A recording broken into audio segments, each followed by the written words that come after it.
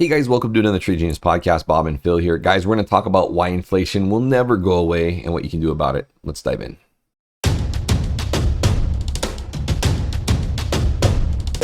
Trade Genius.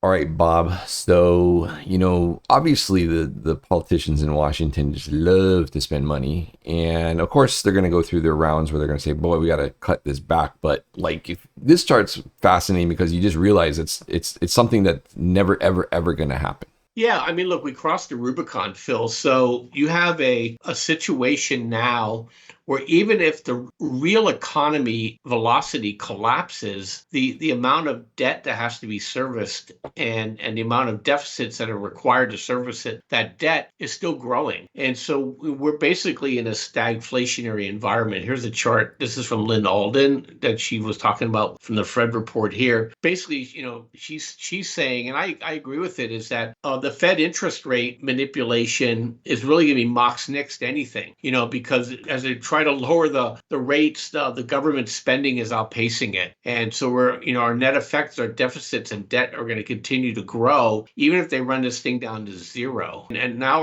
we're at the end of the cycle where tax revenue is going to suffer, Phil, because employment is going to fall and people are getting older and they're not working. And so they're drawing from the system. And so it's just a hot mess. And I'll throw it over to you because how you answered right before we got on there. I think the only possibilities for us as investors to survive and thrive is, we have to have different assets. And your favorite one is one of them. Yeah, I mean, me, I pick Bitcoin over everything else. I think once you understand Bitcoin, you'll understand that that's going to be your greatest hedge against things like inflation. And plus, too, if you chart anything against Bitcoin, gold, housing, anything, right? Long term on that chart, the value declines against BTC. People that don't understand BTC have the very rudimentary reasons why they don't, and they've already been debunked a million times. The electricity goes out and this and that. But those are when you start talking about things like that, those are existential crisis things.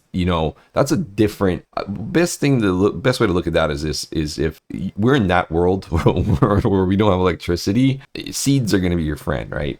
Bartering is going to be your friend. We're in a whole different world. So you can't really mix those two theses together in terms of how you're going to invest or protect for those. So, on one hand, you prep. On another hand, you run your portfolio against what's going to make the most sense against inflation and things like that. So, but it's not only just gold on Bitcoin. If anybody would tell you that you have to have some diversification, right? What if, something comes along and Bitcoin's not desirable at some point, so those are those things, those are those unknowns. So then, you diversify and you just want things that are hard assets. So gold, metals, commodities, energy, right? I mean, you're a big energy guy and energy is not going anywhere. You always buy the dip on energy, right? And we're going to have a dip on energy when we go into a recession, which we haven't had for 15 years. So, where does oil go? But we don't know. It's probably going to go low, like Bitcoin is going to go low in this recessionary environment that we're coming into, but you buy the dip because ultimately fiscal deficit percent of GDP continues to stair step higher. And I would argue, Bob, that this is going to look tame compared to what's coming because ultimately we're now in this new cycle with this new generation of people and populism that's going to expect more from the politicians in terms of handouts. And that's going to, politicians have one job and that's to remain in power.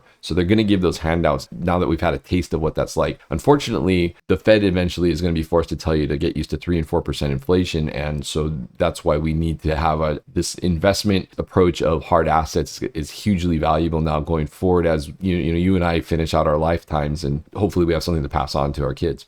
Hey everybody, it's Bob with Trade Genius. Usually I do fun ads. I talk about our service, but I want to be serious with you for a second. We've been helping a lot of people trading for a long time. As you can see here, I want to let them do the talking for me for a change. But most importantly, we want to help you too. If you have not joined our service yet, come check us out, tradelikeagenius.com. Full service. We have chat room. We have the algorithms for you. We give trades out every day. We educate you. So go to tradelikeagenius.com. Check us out. What you get out of our service is much, much more than what you put into it. And we'd like to see you in the room. Thanks for listening. Yeah, look, I mean, this is the great rotation. So, I've been vacillating. Is this 1929? Is this 1974?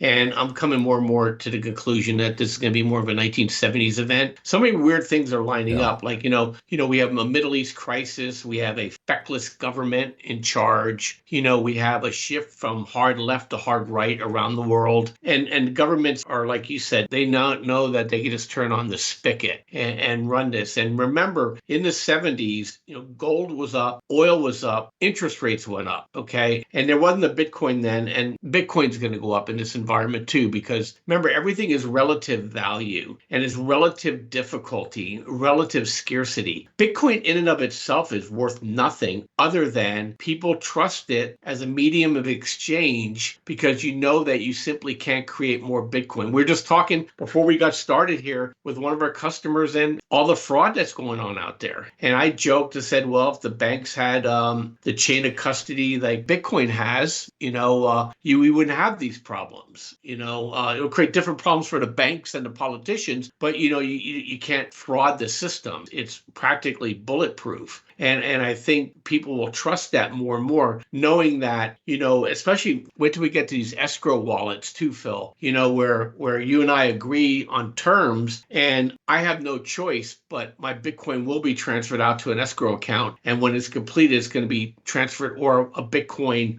off chain, right? So I think you're going to see more and more of that as the trust in the system breaks down. We're already seeing it in the stock market. We went from 3-day, to 1 day because they know that there's a fraud in the system there too, because they basically there's a 1 day where they have their unsecured creditor and a fraud can creep into that. Eventually you're going to have, blockchain on that as well. And I think the whole world's going to go to blockchain, but Bitcoin is still the best because it's the most scarce, and then you go beyond that, then you have energy, which is hard to get out of the ground. You have gold that's hard to get out of the ground, and they're relatively transportable. And I think at the end of the day, those are the three areas that you're going to want to be in. And with short-term in recessions, you buy the government bonds because they'll drive it down to zero, and then you hop off. So really interesting. You guys, Lynn Alden's awesome. You got to check her out on Twitter.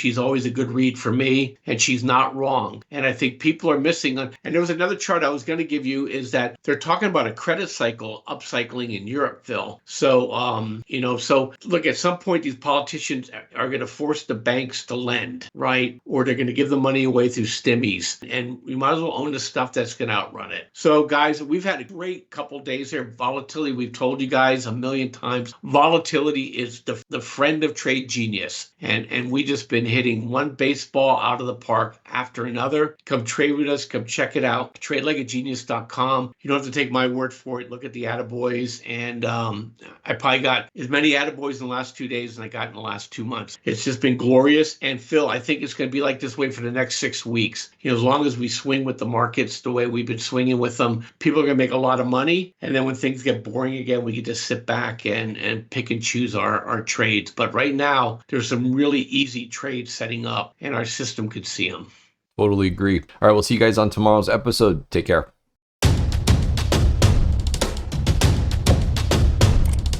Trade Genius.